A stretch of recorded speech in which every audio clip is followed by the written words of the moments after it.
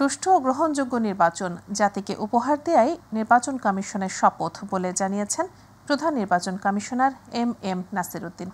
আগারগাঁওয়ে নির্বাচন ভবনে কর্মকর্তাদের সঙ্গে ঈদের শুভেচ্ছা বিনিময়কালে তিনি একথা জানান। অতীতের মতো প্রহসনের নির্বাচন আর পুনরাবৃত্তি হবে না উল্লেখ করে তিনি বলেন, কমিশন কোনো দলে লেজুর বৃত্তি না করে নিরপেক্ষভাবে কাজ করবে। সরকার যখনই বলবে নির্বাচনের জন্য ইসি প্রস্তুত জানিয়ে সিইসি বলেন, জুনের মধ্যে হালনাগাদ ভোটার তালিকা প্রকাশ করা হবে। আরও দেখুন আবু সাইদ অপুর রিপোর্টে। ঈদের দীর্ঘ ছুটি কাটিয়ে প্রথম কর্মদিবসে প্রধান নির্বাচন কমিশনার এম নাসির উদ্দিন ঈদ পরবর্তী শুভেচ্ছা বিনিময় করেন নির্বাচন কমিশন সচিবালয়ের কর্মকর্তা কর্মচারীদের সাথে। পরে প্রধান নির্বাচন কমিশনার নাসির উদ্দিন ঈদ শুভেচ্ছা জানান নির্বাচন কমিশন বিডে কর্মরত সাংবাদিকদের। আর এ সময় সাংবাদিকদের এক প্রশ্নের জবাবে সিইসি বলেন, নির্বাচন কমিশন থাকবে নিরপেক্ষ রেফারির ভূমিকায়। যারাই ভোটের মাঠে খেলতে চায় তারাই খেলবে, তবে ভোট সন্ত্রাসের দিন শেষ বলেও মন্তব্য করেন তিনি। প্লেইং ফিল্ড তৈরি করে দেব, যারা যারা খেলতে চান তারা যাতে নির্বিঘ্নে খেলতে পারেন সেই ব্যবস্থাটা করে দেব। আমরা রেফারির কাজ করব। কেউ যদি ফাউল খেলতে চান সেটা তাদের জন্য দুর্ভাগ্যের বিষয় হবে। ভোট সন্ত্রাসীদের জন্য দুঃসংবাদ, এটা আপনি ক্লিয়ারলি বলে দিতে পারেন আপনারা। সিইসি বলেন, জাতীয় নির্বাচন আয়োজনে প্রস্তুত নির্বাচন কমিশন, এখন শুধু সরকারের সিদ্ধান্তের অপেক্ষায়। তবে অতীতের মতো প্রশাসনিক নির্বাচন এই বাংলার মাটিতে আর হবে না বলেও সাফ জানিয়ে দেন তিনি। আমরা যতই স্বাধীন হই না কেন, সরকার ছাড়া আমরা ইলেকশন করতে পারবো? আমার আর্মি লাগবে, পুলিশ লাগবে, বিডিআর লাগবে, সরকারের লোকজনকে লাগবে। সরকারের সহযোগিতা ছাড়া তো ইলেকশন সম্ভব। সরকার প্রধানই তো বলতেছেন যে আমি একটা সুন্দর ইলেকশন দিব, তো তার মানে উনি দিবেন মানেটা কি? তার মানে উনার তো দায় দায়িত্ব তো আছে, নাইলে উনি কথা বলতেন। জুনের মধ্যে চূড়ান্ত হালনাগাদ ভোটার তালিকা প্রকাশ করা হবে। এরপর আনুষ্ঠানিকভাবে নির্বাচনী সংবিধানের রীতিনীতি অনুযায়ী 2 মাস আগে ঘোষণা করা হবে জাতীয় সংসদ নির্বাচনের তফসিল। এখন শুধু জাতীয় ঐক্যমত কমিশনের ইঙ্গিতের অপেক্ষায় নির্বাচন কমিশন। ঐক্যমত কমিশনের লিখিত কিছু না পাওয়া পর্যন্ত এই ব্যাপারে কোনো মন্তব্য করতে পারবো না। আবু সাইদ অপু, মাই টিভি, ঢাকা। লন্ডনে প্রধান উপদেষ্টা ডক্টর মোহাম্মদ ইউনূসের সঙ্গে বিএনপির ভারপ্রাপ্ত চেয়ারম্যান তারেক রহমানের বৈঠক নিয়ে উপদেষ্টা পরিষদ সন্তুষ্ট।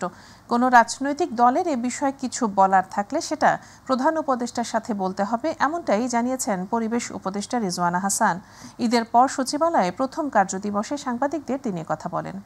প্রসেসটা এমন, আপনি রাজনীতি বলেন, নির্বাচনী বলেন, গণতন্ত্রই বলেন আর সংস্কারই বলেন, প্রত্যেকটাই ডায়ালগের মাধ্যমে আগাতে হবে। আমি সেই জন্য ডায়ালগটা হচ্ছে এটাকে একটা সুসংবাদ মনে করি। আমার কাছে পরিস্থিতিটা বেশ স্বস্তিকর মনে হচ্ছে। হ্যাঁ, আর এখন রাজনৈতিক দলগুলো তার অবস্থান থেকে কথা বলবেন। রাজনৈতিক দলগুলো প্রধান উপদেষ্টার ব্যাপারে যদি কোনো কথা বলেন, এটা প্রধান উপদেষ্টার সাথেই ওনারা নিশ্চয়ই কথা বলবেন। ঈদুল আজহার টানা 10 দিনের ছুটি শেষে আজ থেকে খুলেছে অফিস, আদালত, ব্যাংক ও বীমা প্রতিষ্ঠান। একই সাথে খুলেছে দেশের কলেজ ও বিশ্ববিদ্যালয়গুলোও।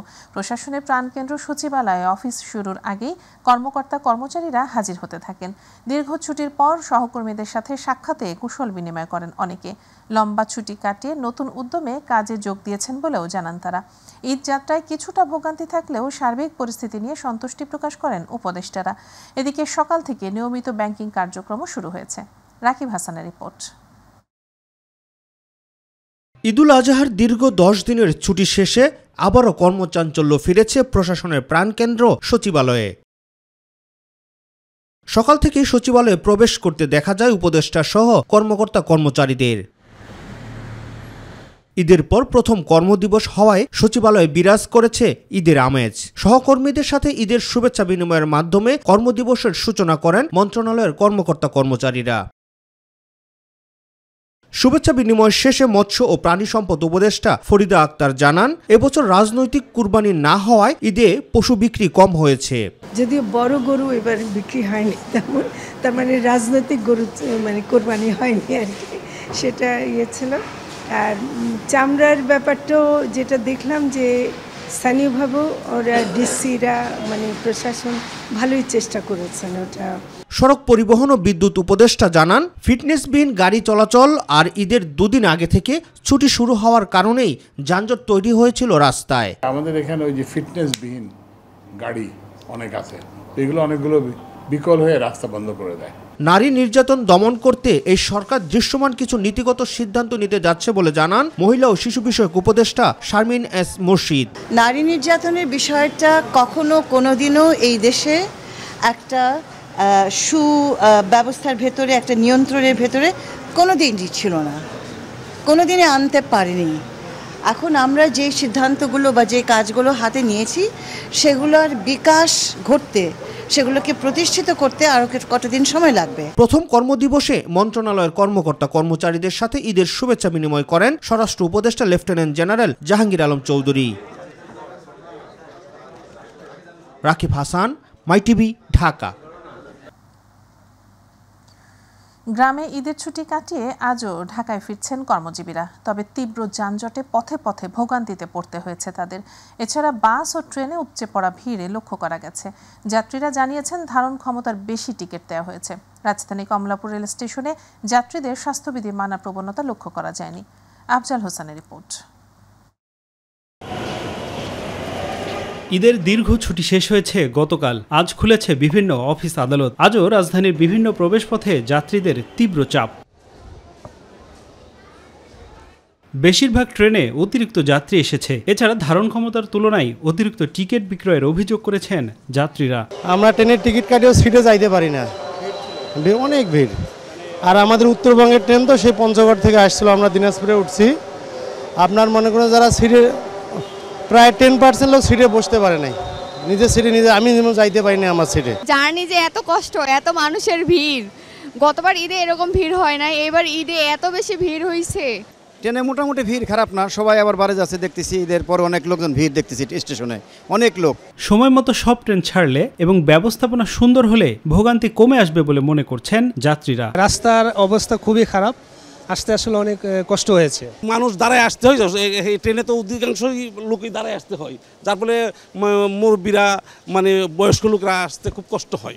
গভর্নমেন্টের তো আরও অ্যালার্ট হওয়া উচিত, বিভিন্ন সংস্থার কথা বলে, কিন্তু এই রেলের সংস্থাটা আগে করা উচিত, কারণ এটা একটা নিরাপদ জার্নি, তারপর আপনার একটা আরামদায়ক জার্নি, একটা মানুষ যেন সঠিক সময় গন্তব্যে পৌঁছতে পারে, এই পদক্ষেপ সরকার নেওয়া উচিত। আফজাল হোসেন, মাই টিভি, ঢাকা। জুলাই গণ অভ্যুত্থানে রংপুরে বেগম রোকেয়া বিশ্ববিদ্যালয়ের শিক্ষার্থী আবু সাইদ হত্যার ঘটনায় মানবতা বিরোধী অপরাধের মামলার তদন্ত 1 মাসের মধ্যে শেষ করার নির্দেশ দিয়েছেন আন্তর্জাতিক অপরাধ ট্রাইব্যুনাল। আগামী 14 জুলাই এই মামলার তদন্ত প্রতিবেদন আদালতে দাখিল করতে বলা হয়েছে। আন্তর্জাতিক অপরাধ ট্রাইব্যুনালের চেয়ারম্যান বিচারপতি মোহাম্মদ গোলাম মর্তুজা মজুমদারের নেতৃত্বাধীন ট্রাইব্যুনাল এই আদেশ দেন। এর আগে আবু সাইদ হত্যার ঘটনায় মানবতা বিরোধী অপরাধের মামলায় 4 আসামিকে ট্রাইব্যুনালে হাজির করা হয়। এদিকে জুলাই গণ অভ্যুত্থানে গাজীপুরের কোনাবাড়ি থানার পাশে কলেজ ছাত্র হৃদয়কে গুলি করে হত্যা ও যাত্রাবাড়ি থানার হত্যা মামলায় 2 মাসের সময় দিয়ে আগামী 17 আগস্ট তদন্ত প্রতিবেদন দাখিলের নির্দেশ দিয়েছেন ট্রাইব্যুনাল। গণফোরামের সভাপতি বীর মুক্তিযোদ্ধা মোস্তফা মহসিন মন্টু মারা গিয়েছেন। ইন্না লিল্লাহি ওয়া ইন্না ইলাইহি রাজিউন। বিকেল 5টা 10 রাজধানী স্কয়ার হাসপাতালে চিকিৎসাধীন অবস্থায় মৃত্যুবরণ করেন তিনি। মৃত্যুকালে তার বয়স হয়েছিল 80 বছর। মোস্তফা মহসিন মন্টুর মৃত্যুতে বিএনপির ভারপ্রাপ্ত চেয়ারম্যান তারেক রহমান ও মহাসচিব মির্জা ফখরুল ইসলাম আলমগীর শোক জানিয়ে শোক সন্তপ্ত পরিবারের প্রতি সমবেদনা প্রকাশ করেছেন। মোস্তফা মহসিন মন্টুকে সভাপতি ও মিজানুর রহমানকে সাধারণ সম্পাদক করে গত বছরের 30 নভেম্বর কেন্দ্রীয় কমিটি ঘোষণা করে গণফোরাম। ইমেরিটাস সভাপতি হন ডক্টর কামাল হোসেন। ঢাকা দক্ষিণ সিটি কর্পোরেশনের মেয়র পদে রাজনৈতিক কারণে শপথ পড়ানো হচ্ছে না বলে দাবি করেছেন বিএনপি নেতা ইঞ্জিনিয়ার ইশরাক হোসেন। তাই শপথ না পড়ানো পর্যন্ত অবস্থান কর্মসূচি অব্যাহত থাকবে বলে জানান তিনি। সকালে নগর ভবনে গণ অবস্থান কর্মসূচিতে ইঞ্জিনিয়ার ইশরাক হোসেন এসব কথা বলেন। দ্রুত সংকট সমাধানের জন্য প্রধান উপদেষ্টার হস্তক্ষেপ কামনা করেন ইশরাক। ইউসুফ আলীর রিপোর্ট। বিএনপি নেতা ইঞ্জিনিয়ার ইশরাক হোসেনকে ঢাকা দক্ষিণ সিটি কর্পোরেশনের মেয়র পদে শপথ পাঠ করানোর উদ্যোগ নেয়ার দাবিতে নগর ভবনের সামনে জড়ো হয় তার সমর্থকরা। এ সময় তারা বলেন, নগরবাসীর বিরাজমান সমস্যা দূর করতে দ্রুত ইশরাক হোসেনকে শপথ পড়াতে হবে।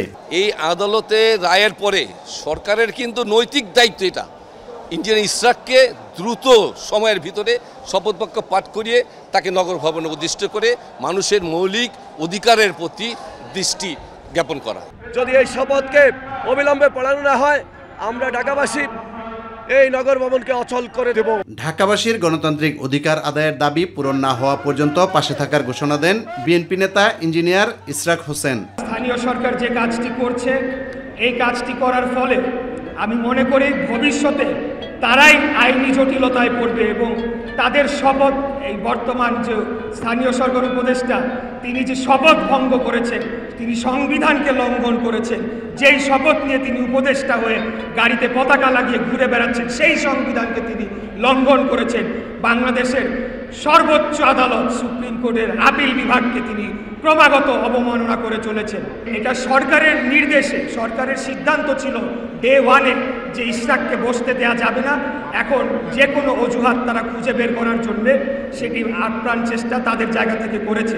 তিনি বলেন, আদালতের রায় বাস্তবায়ন ও সংকট সমাধানে সরকারের আন্তরিক হওয়া উচিত। মাননীয় প্রধান উপদেষ্টাকে যে বা যারাই ভুল বুঝিয়েছে যে এই নির্বাচন বা এই যে আদালতের রায়, এটিকে কার্যকর করা হলে অতীতের হাসিনার আমলের সকল নির্বাচনকে নাকি বৈধতা দেওয়া হয়েছে, অথচ ঠিক তার উল্টাটা হচ্ছে। কারণ আদালতের রায়, আমি যে রায়টি পেয়েছি সেই রায়ের মাধ্যমে প্রমাণিত হয় যে নির্বাচনটি হয়েছিল, যে ফলাফলটি হয়েছিল সেটি ছিল অবৈধ।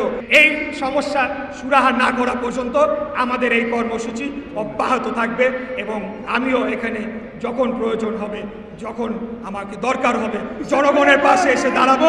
জনগণের প্রয়োজনে আমাকে সবসময় আপনারা পাশে পাবেন। Yusuf Ali, my TV, Dhaka. British MP Tulip সিদ্দিকীকে 22 জুন ফের তলব করে চিঠি দিয়েছে দুর্নীতি দমন কমিশন দুদক।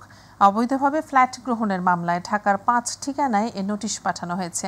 এদিকে সাবেক অর্থমন্ত্রী সাইফুর রহমানের ছেলে নাসির রহমানের বিরুদ্ধেও অনুসন্ধান শুরু করেছে দুদক।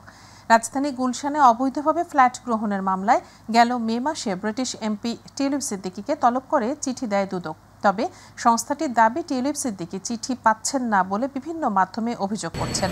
এমন প্রেক্ষাপটে রাজধানীতে টিউলিপের 5টি ঠিকানায় 22 জুন তলব করে চিঠি পাঠিয়েছে দুদক। সংশ্লিষ্ট থানা, রেজিস্ট্রি ডাকযোগে এবং সরাসরি দুদক কর্মকর্তারা এসব ঠিকানায় চিঠি প্রকাশ্য স্থানে রাখবে।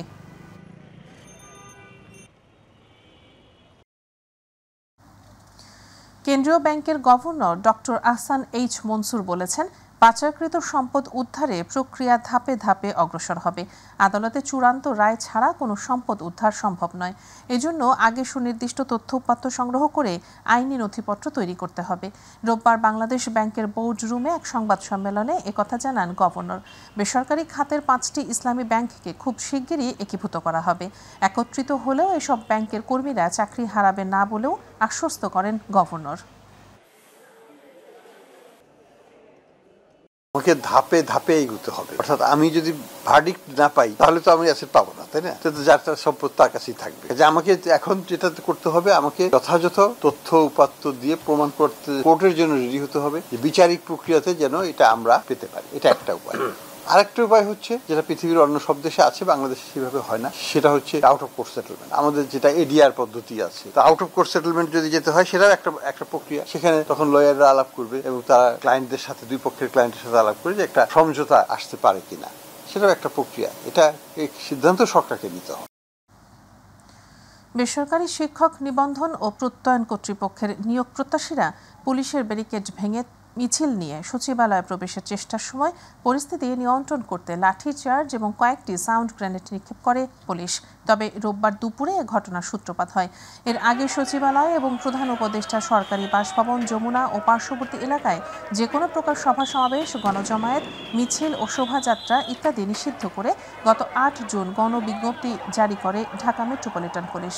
কিন্তু এ নিষেধাজ্ঞা অমান্য করে রোববার লং মার্চ টু সচিবালয় কর্মসূচি ঘোষণা করেন নিয়োগ প্রত্যাশীরা। তারা পুলিশের ব্যারিকেড ভেঙে থেকে মিছিল নিয়ে সচিবালয়ে প্রবেশের চেষ্টা করেন। পরিস্থিতি নিয়ন্ত্রণ করতে পুলিশ 5টির বেশি সাউন্ড গ্রেনেড নিক্ষেপ করে, সেই সঙ্গে করা হয় লাঠিচার্জও।